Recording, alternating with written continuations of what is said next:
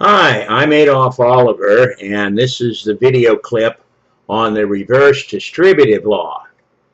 Now, you may remember we've, of course, talked about the distributive law quite a bit before. It's one of the workhorses that we use in the algebra quite a bit. But like so many of the things that we learn about, we often find that we can use them both going forward and backward. Well, distributive law is a very good case of this.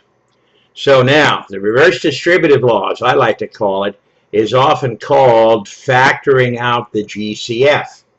We recently talked about the GCF, so we know how to find that. And what we're going to do is show you how we work the distributive law both ways.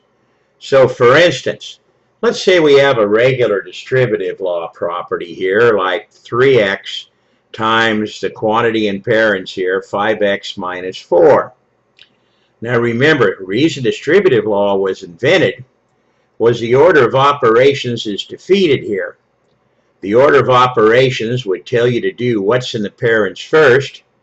So we'd say, okay, I got to take 5x minus 4. Well, multiply we do before we subtract. But there's a problem. Nobody's told us what value x is, so you can't take 5 times something you don't know. So the distributive law, of course, was invented to allow us to make some progress here, even though we can't come up with a single number answer for the whole thing because we still don't know what x is.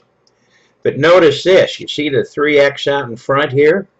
It's right next to the parents. So what we pointed out to you before is the 3x in next to the parents means multiply, and it has to multiply everybody inside. Now I like to make some little rainbows here to remind myself what I'm going to do. Notice, if we just looked at what's inside the parents here, closed everything else up, then I could say that there are two terms here because since the parents aren't there, this minus counts as a separator, so there are two terms in here. Well, here's the idea. The guy out in front has to multiply each of the terms inside. And I, do my little rainbows here to indicate that. Now, here's what we're doing. 3x times 5x to get the first guy. Well, 3 times 5 is 15. X times x is x squared. So we got 15x squared. Then I've got officially, remember, no sign here, so we assume plus. Plus 3 times negative 4 is negative 12. And we only have 1x. So here it is. Doing the regular distributive law, we can multiply out. And what we've done is made some progress here. We've done some of the multiplying, but this is as far as we can go because we still don't know x. Well, distributive law helps us in a lot of algebra problems, as we'll see going forward. But now, let's do the reverse distributive law. Here's what I want to do. I want to take this answer and go back to what we started with. So here it is. I've written the answer down right here.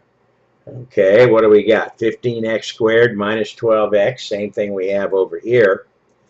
And what we're going to do is show you how we can get back to this original. Well, the first thing we do is we find the GCF of all these guys.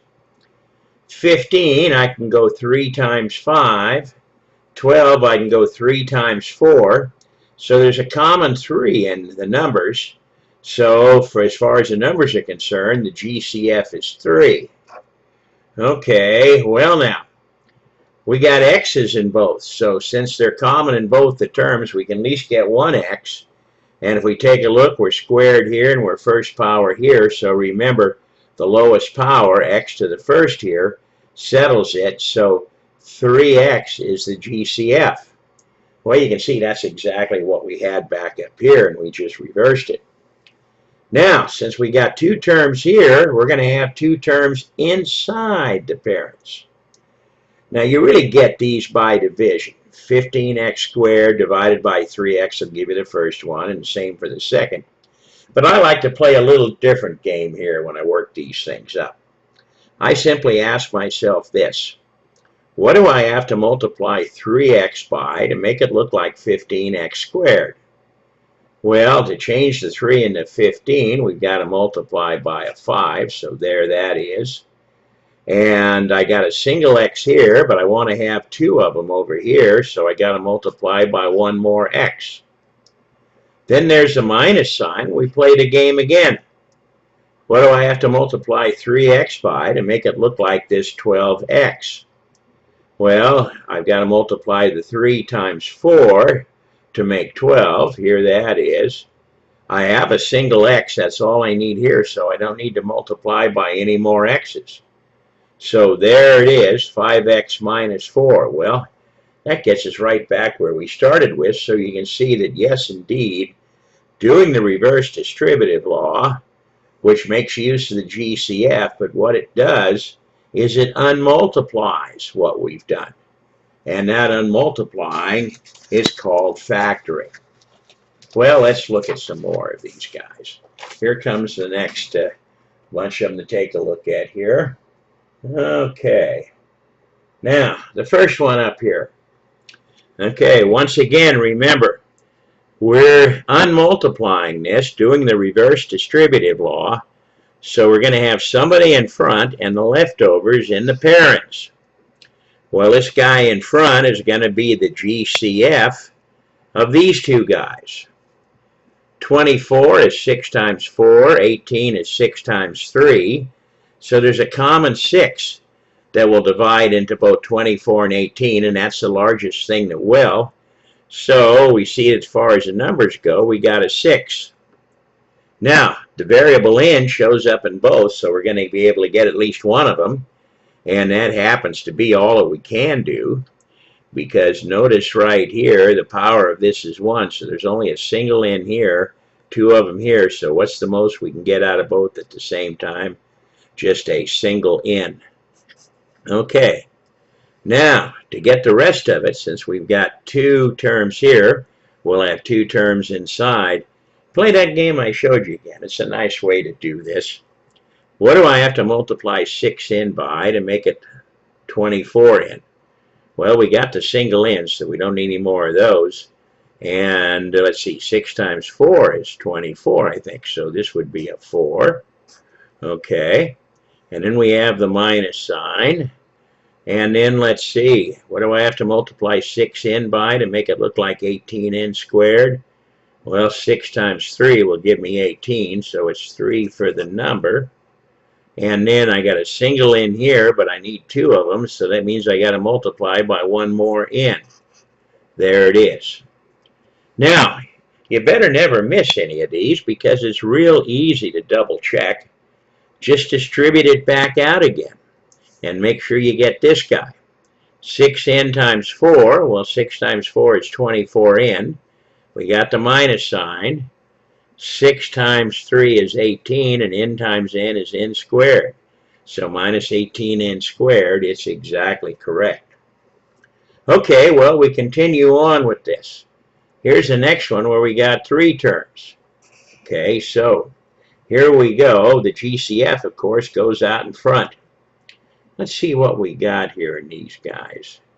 32, 72, and 24. 4 will divide into all of them, but remember, we always have to take the biggest thing that will. That's why they call it the greatest common factor. I think 8 will work. Let's just try it. 32 is 8 times 4. 72 is 8 times 9. 24 is 8 times 3. Well, notice, okay, we got that common 8 all the way through. The 4, the 9, and the 3 don't have anything common left in them. So as far as the number goes, the GCF happens to be 8, so there it is. Ah, look at this. R squared here, but no R's here, and a single R there. The R's do not show up in every term. It's missing in the center. So you cannot get an R out of all of these at the same time. You never can get an R out of the center guy. Doesn't have any. So our GCF is simply the number 8.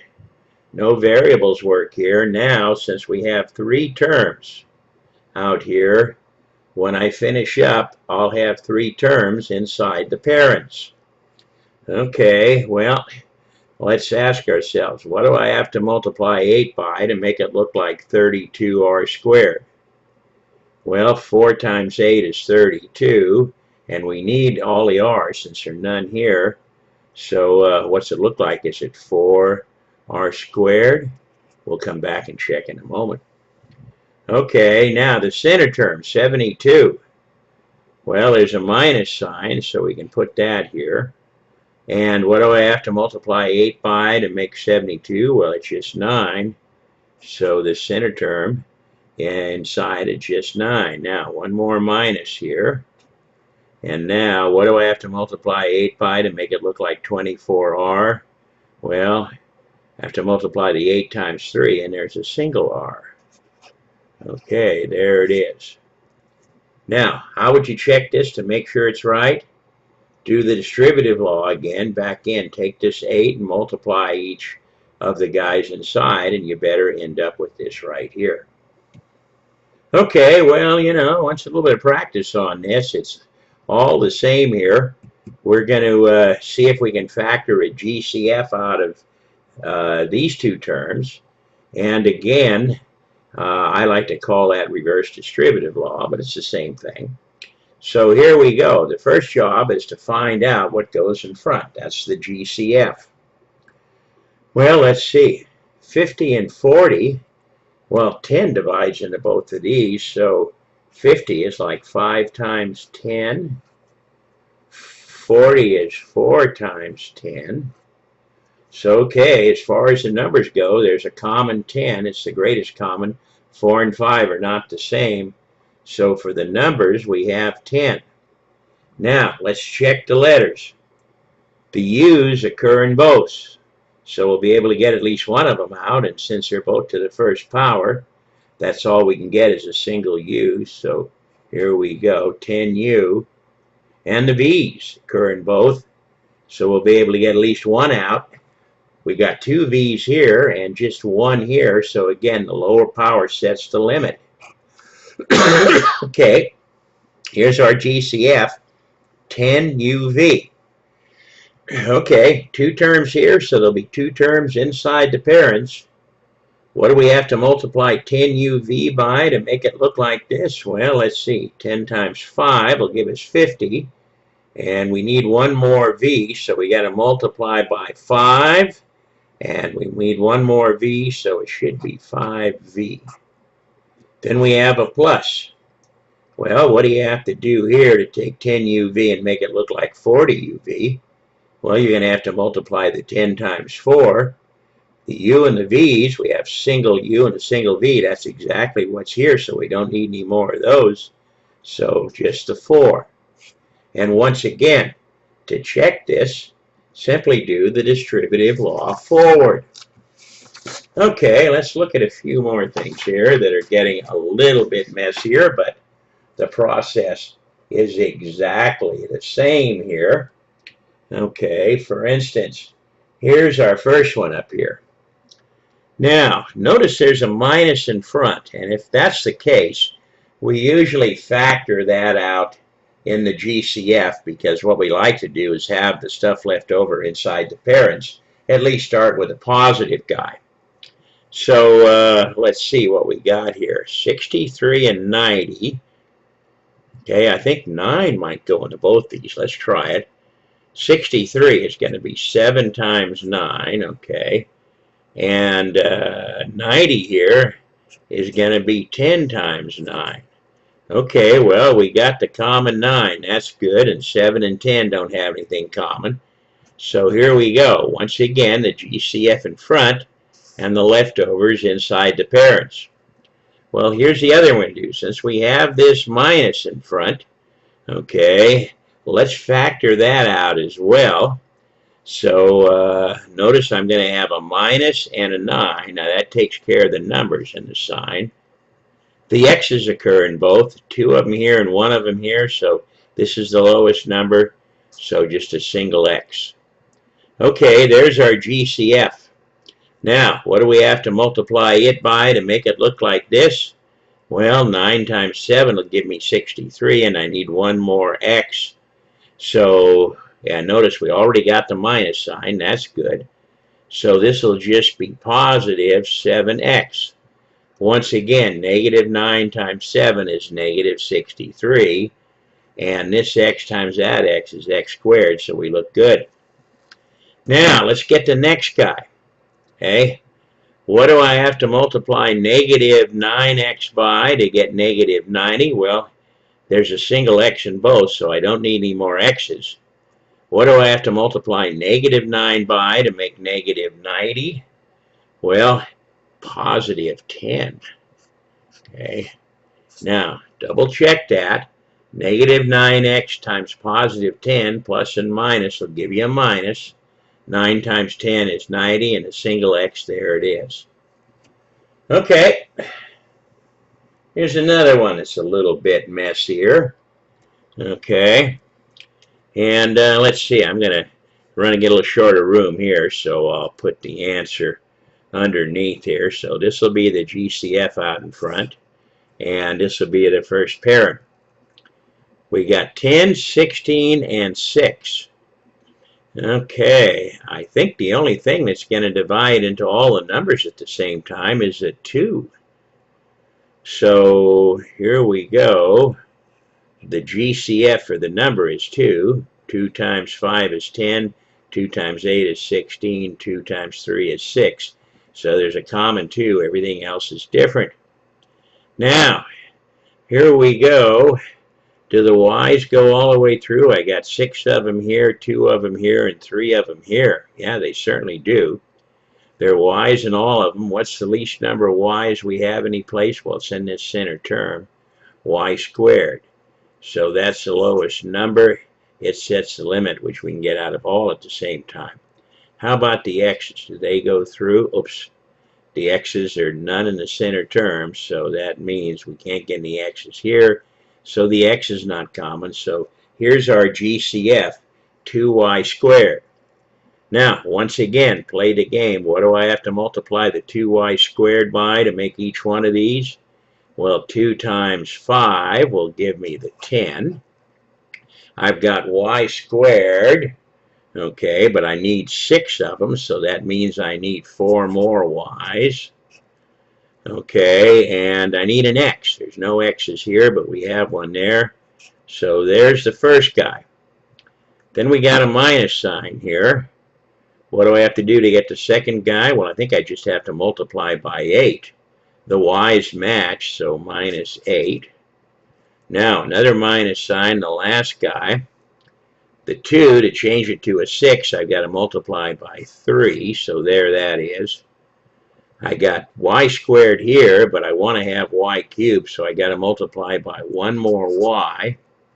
And notice we had what? Is it x cubed up here? And there are no x's here, so that means I've got to multiply by x cubed. Okay, once again, if you distribute this back in, okay, you should get exactly what you started with. Now, if something doesn't match up, if there's a mistake, go back and fix it so it works. Okay, guys like this you should not miss on an exam because it's very easy to check that it's right, and then if there is a problem, you just correct it.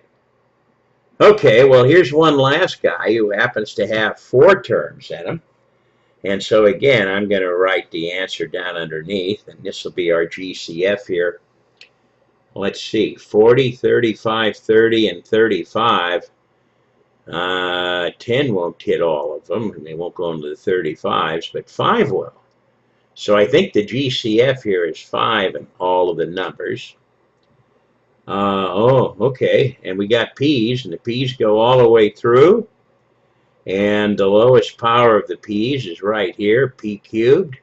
So I can get 3 out of this one. There's more than enough to get 3 out of the others, but we got to get the same out of everybody. So 5p cubed, okay, is going to be the GCF. Now, once again, what are the leftovers? Well, there are 4 terms here, so we're going to have 4 terms inside. What do I have to multiply 5p cubed by to make it look like 40p cubed? Well, 5 times 8 will give me 40. I need 3 p's, but I got them here already, so we don't need to multiply by any more of those. Okay, the next guy, we got a plus sign. 5 times 7 will give me 35, and we need one more p. So the 7 and a single p, here we go, 7p. Okay, another plus sign. 5 times 6 will give me the 30. I need 5 p's. I got 3 of them here, so I'm going to need 2 more. So 5 times 6 and 2 more p's. Okay, 6p squared. Okay, the one last guy has a minus in front. What do I have to multiply 5 by to make it look like 35? Well, that's going to be 7. Okay, I've got 3 p's here, but I need a total of 6. So that means I'm going to need 3 more. So here it is, p to the third.